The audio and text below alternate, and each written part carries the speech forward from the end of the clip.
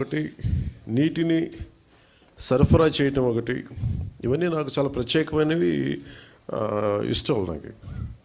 అంటే చాలా సందర్భాల్లో నేను చెప్పింది ఏంటంటే, అంటే నా అనుభవాలు పంచుకున్నది.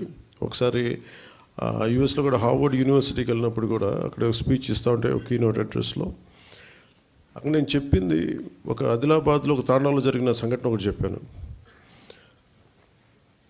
చాలాసార్లు పొలిటికల్గా మేము వెళ్తున్నప్పుడు చాలా ఆకాశంత ప్రామిసులు చేస్తూ ఉంటాం, ఆకాశాన్ని తీసుకొచ్చి పందిరేస్తూ ఉంటాం, ఇవన్నీ చేస్తూ ఉంటాం. కానీ ఇలాంటి సందర్భంలో 2008లో ఆదిలాబాద్లోని ఒక తాండాలో పాపం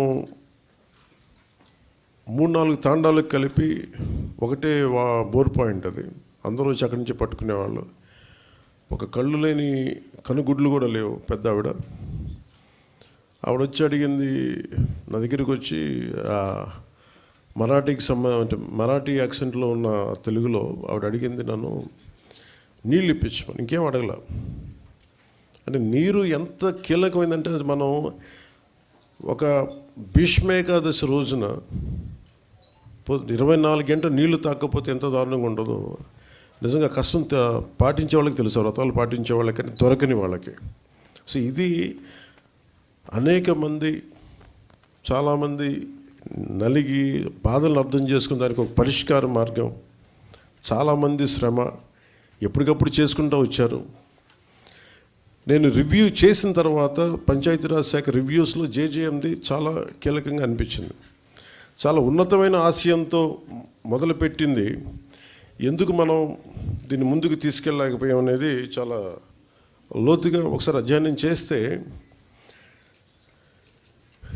అసలు 2019లో కేరళ మన కేంద్ర ప్రభుత్వం దీనిని ప్రతి రాష్ట్రాలకి మీకు ఎంతెంత అవసరాలు ఉన్నాయని, మీ నీటి అవసరాలకి ఈ సగటు పర్ క్యాపిటల్ కన్సంప్షన్ ఎంత ఉంటుంది, దానికి ఎంత కావాలి మీకు డబ్బులను అడిగితే, ఉత్తరప్రదేశ్ 1.5 లక్షన్నర కోట్లు అడిగింది, మధ్యప్రదేశ్ 83,000 కోట్లు అడిగింది, గుజరాత్ 32,000 కోట్లు అడిగింది, కేరళ 45,000 కోట్లు అడిగింది.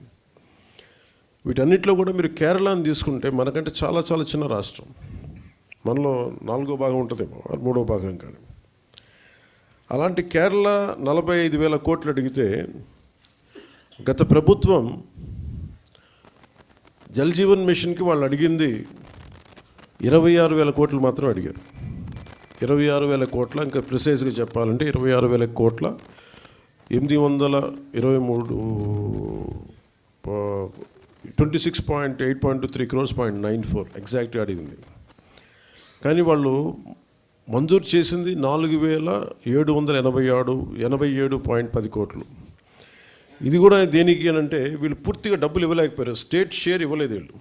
దానివల్ల మనం పూర్తిగా అవైల్ చేసుకోలేకపోయాం, సద్వినియోగం చేసుకోలేకపోయాం. దాంట్లో కూడా మీరు వెళ్ళి చూస్తే బేసిక్గా జల్ జీవన్ మిషన్ మన కేంద్ర ప్రభుత్వం, మనం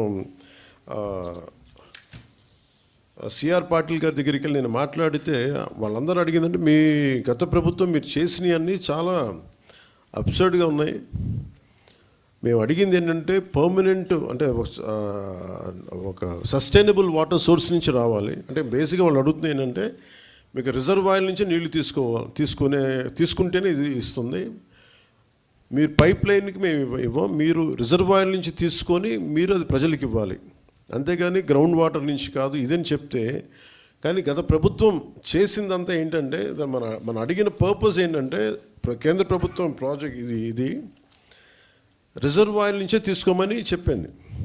కానీ గత ప్రభుత్వం ఈ 4,000 కోట్లకు కూడా, ఎందుకంటే మనం కొత్త ప్రభుత్వం వచ్చాక దాదాపు 700 కోట్లు మనం తీసుకున్నాం, మనం చేసిన మనం తీసుకున్నది.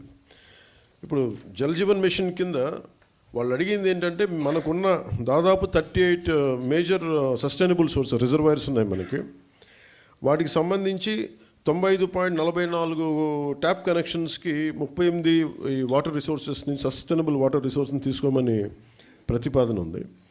కానీ గత ప్రభుత్వం ఏం చేసిందంటే, 4,000 కోట్లు కూడా గ్రౌండ్ లెవెల్లో చూస్తే